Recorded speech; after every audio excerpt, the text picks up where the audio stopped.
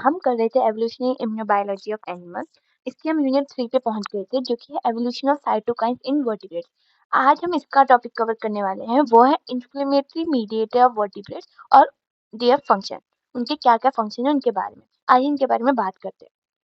होता क्या है इन्फ्लेमेशन? इन्फ्लेमेशन एक प्रोटेक्टिव बायोलॉजिकल रिस्पॉन्स है of vascularized tissue to harmful stimuli such as pathogen, damaged cell, toxin or irritants. Its purpose is to eliminate the initial cause of injury, remove necrotic cell and initiate tissue repair. Inflammation में होता क्या है कि जैसे जब भी मतलब like जब भी जैसे हनी भी आपको काटती है तो आपको वहाँ पे खुजली होने लगती है, या कभी मच्छर भी आपको काटे तो आपको वहाँ पे खुजली होने लगती है। तो वो खुजली मच्छर के काटने से नहीं, उसके काटने के बाद जो हमारी बॉडी उसके अगेंस्ट, क्योंकि जभी भी कोई भी हनी बी या फिर कोई भी मच्छर यानी मॉस्किटो काटता है, बाइट करता है, तो वो एक एंजाइम सिक्रीट करता है हमारी बॉडी में। वो जो उनका जो स्टिंग है वहाँ से एंजाइम रिलीज होता है जो कि एक एंटीजन है हमारी बॉडी के लिए। इसलिए हमारी बॉडी उसके आगे इन्फ्लेमेशन यानी जो भी हमें खुजली होती है वो करती है हमारी बॉडी उसके अगेंस्ट, ताकि वो उस पैथोजन, डैमेज सेल और टॉक्सिन को उस समय वो उसको रिमूव कर रही होती है। इसलिए हमारा बॉडी उसके अगेंस्ट इन्फ्लेमेशन शो करती है। इसका पर्पस ये होता है कि जो भी उधर पे पैथोजन ने इंजरी की है, क्योंकि वो जो स्टिंग डाल रही है तो वो टिश्यू को डैमेज करके ही तो अंदर डाल रही है बॉडी में, ब्लड को सेक करने के लिए या जिस भी डिफरेंस से। तो जो वो अपना स्टिंग डाल रही है, उससे जो भी एंटीजन आया है उसको एलिमिनेट करने के लिए और टिश्यू को रिपेयर करने के लिए ये इन्फ्लेमेशन होता है। This response is regulated by inflammatory mediator. मतलब जो ये रिस्पॉन्स है इन्फ्लेमेशन का, ये रेगुलेट होता है इन्फ्लेमेटरी मीडिएटर के द्वारा। Chemical substance produce by immune cell, plasma protein और डैमेज टिश्यू। मतलब जो भी केमिकल सब्सटेंस उस टाइम प्रोड्यूस होता है अगेंस्ट द पैथोजन, वो रिलीज होता है इम्यून सेल के द्वारा, प्लाज्मा प्रोटीन के द्वारा और डैमेज टिश्यू के द्वारा।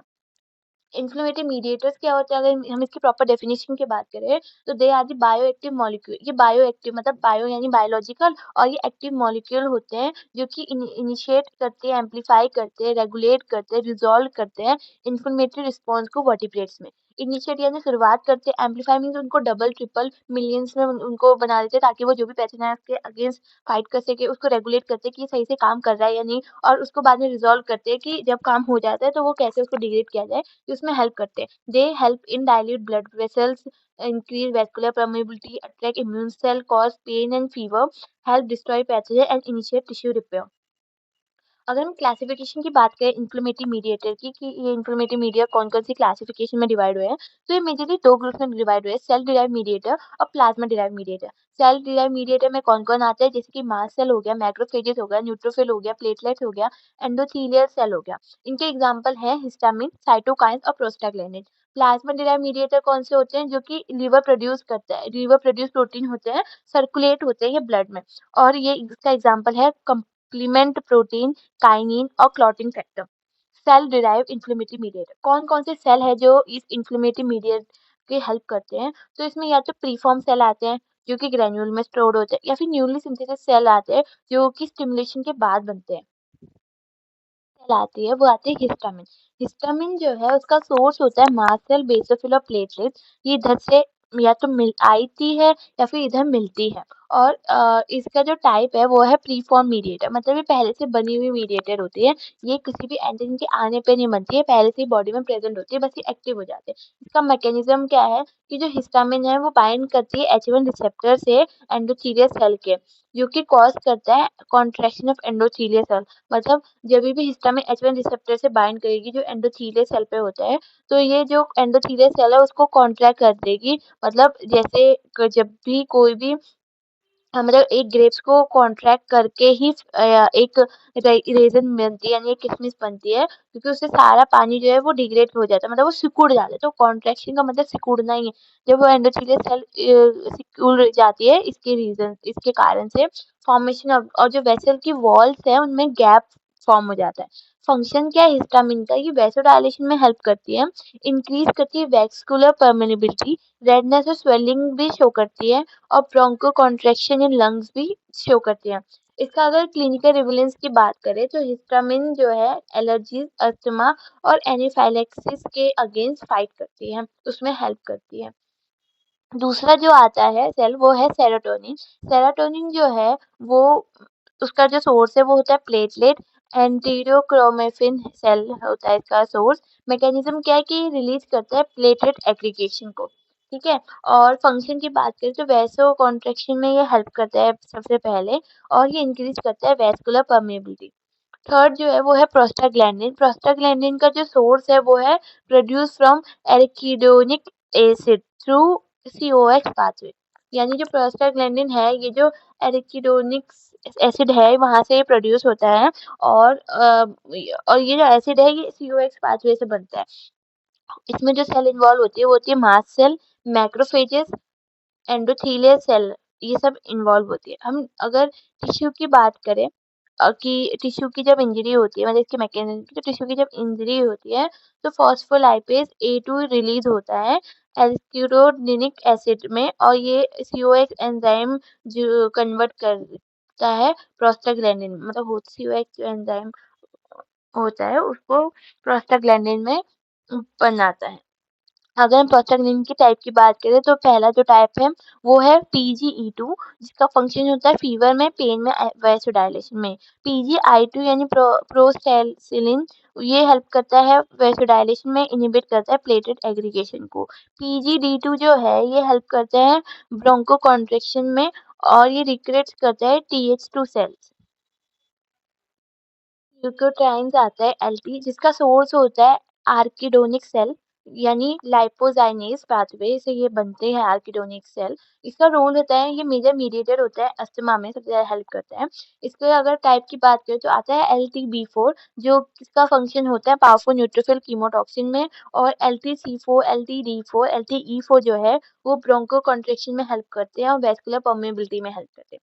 फिफ्थ, अगर हम प्लेटलेट एक्टिवेटिंग फैक्टर की बात करें PAF की, तो ये प्लेटलेट एक्टिवेट फैक्टर जो है ये न्यूट्रोफिल में पाया जाता है, बेसोफिल में और मास्ट सेल में। इसका फंक्शन क्या होता है, ये प्लेटलेट एग्रीगेशन में हेल्प करता है, वैसोडाइलेशन में हेल्प करता है, इंक्रीज करता है परमेबिलिटी को किसी भी सेल की, और ये ल्यूकोसाइट एडहेशन में भी हेल्प करता है। 6 जो है वो आते हैं साइटोकाइन सेल, जो कि स्मॉल प्रोटीन मैसेंजर होती है, जो कि सिक्रीट करती है इम्यून सेल, मतलब इम्यून सेल इनको साइटोकाइन को सिक्रीट करती है। मैकेनिज्म क्या होता है साइटोकाइन का, कि ये बाइंड करता है स्पेसिफिक रिसेप्टर से, एक्टिवेट करता है जीन ट्रांसक्रिप्शन को, और एम्पलीफाई करता है, यानी डबल ट्रिपल कर देता है इन्फ्लेमेशन को। इसके जो टाइप है वो है TNF अल्फा, जिसका सोर्स है मैक्रोफेज और फंक्शन है फीवर ल्यूकोसाइट रिक्रूटमेंट में ये हेल्प करता है।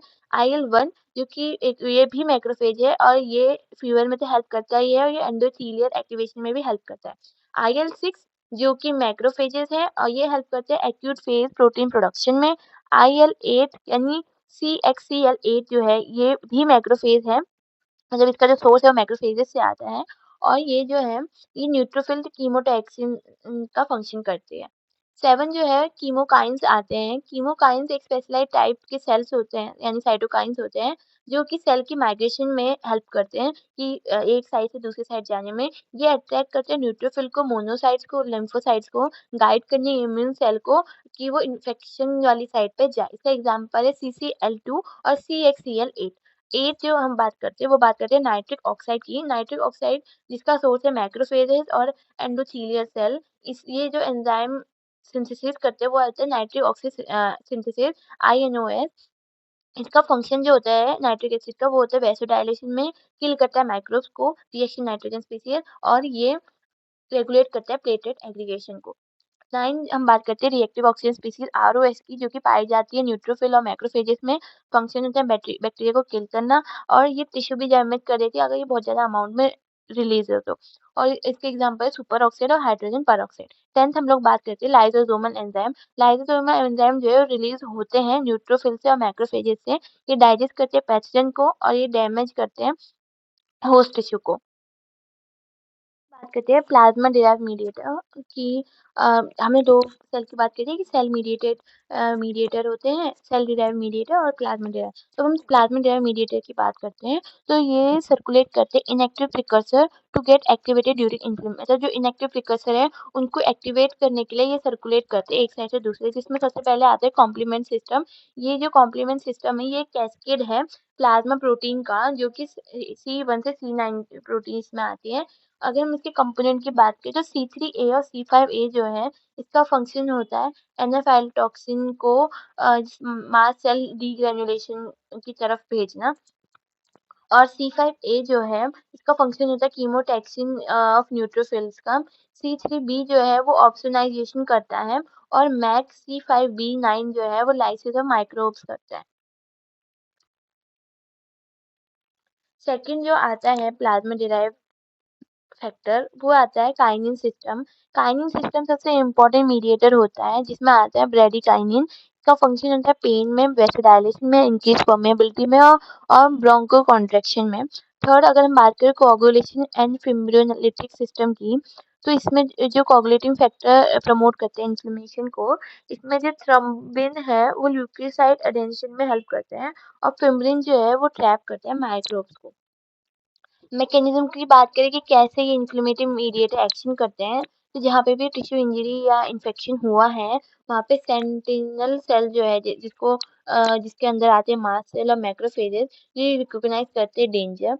ये रिलीज करते हैं हिस्टामिन, साइटोकाइन और प्रोस्टाग्लैंडिन, ब्लड वेसल को डायलेट कर देते हैं, रेडनेस और हीट बॉडी में बढ़ा देते हैं, रेडनेस करवा देते हैं, हीट बढ़ा देते हैं, परमेबिलिटी इंक्रीज कर देते हैं जिसकी वजह से स्वेलिंग हो जाती है बॉडी में। कीमोकाइंस रिक्रूट न्यूट्रोफिल, कीमोकाइंस जो है वो रिक्रूट करती है कि कौन सी न्यूट्रोफिल कहाँ पे जाएगी। कॉम्प्लीमेंट एक्टिवेटेड होते हैं, पैथोजन का डिग्रेडेशन होता है, pain mediated by bradykinin and PGE2। जो पेन है वो मीडिएट होता है ब्रेंडेकाइनिन और PGE2 के द्वारा और रिपेयर होते हैं टिश्यू और दोबारा से सब चीजें नॉर्मल हो जाती है। ये इन्फ्लेमेशन के कौन-कौन से मेजर फंक्शन होते हैं इन्फ्लेमेशन मीडिएटर के। तो जो वैसोडाइलेशन है वो होता है हिस्टामिन के द्वारा, NO और PGI2 के द्वारा। वैस्कुलर परमेबिलिटी हिस्टामिन, ब्रेंडाकाइनिन और ल्यूकोट्राइन्स करवाते हैं। कीमोटैक्सिन जो है C5a, L3B4 और IL-8 करवाते हैं। फीवर IL-1, TNF, PGE2 करवाते हैं। पेन जो है वो ब्रेंडाकाइनिन, PGE2 करवाते हैं। टिश्यू डिस्ट्रक्शन जो है वो ROS लाइसोसोमल एंजाइम्स करवाते हैं। ऑप्सोनाइजेशन जो है वो C3b करवाते हैं और क्लॉट फॉर्मेशन जो है वो थ्रोम्बिन फिब्रिन करवाते हैं। रिजोल्यूशन ऑफ इन्फ्लेमेशन की क्या-क्या दोबारा रीसोल्यूशन हुए इन्फ्लेमेशन के, तो जो सारे मीडिएटर है प्रो इन्फ्लेमेटरी के सब सब नहीं होते प्रो इन्फ्लेमेटरी के मीडिएटर। तो सम हेल्प स्टॉप इन्फ्लेमेशन, तो कुछ जो है वो इन्फ्लेमेशन स्टॉप करने में भी हेल्प करते हैं, जिसमें IL-10 आता है, ये एंटी इन्फ्लेमेटरी साइटोकाइन होता है।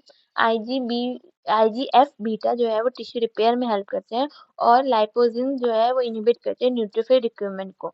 अगर हम इसके क्लिनिकल सिग्निफिकेंस की बात करें, एलर्जी जो है उसमें इन्वॉल्व होता है हिस्टामिन और ल्यूकोट्राइन्स, अस्थमा में इन्वॉल्व होता है ल्यूकोट्राइन्स और PAF, सेप्सिस में इन्वॉल्व होता है TNF अल्फा और IL-1, आर्थराइटिस में इन्वॉल्व होता है प्रोस्टाग्लैंडिन, साइटोकाइन्स में इन्वॉल्व होता है कोविड मतलब आर्थराइटिस में इन्वॉल्व होता है प्रोस्टाग्लैंडिन और साइटोकाइन्स, और कोविड-19 साइटोकाइन स्टॉर्म में इन्वॉल्व होता है IL-6 और TNF अल्फा।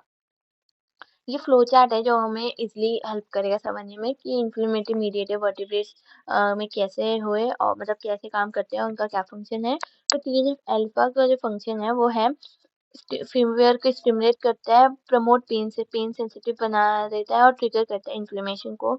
तो इसी के कारण फीवर में बॉडी का टेम्परेचर इंक्रीज हो जाता है और इम्यून रिस्पॉन्स को कंट्रोल किया जाता है।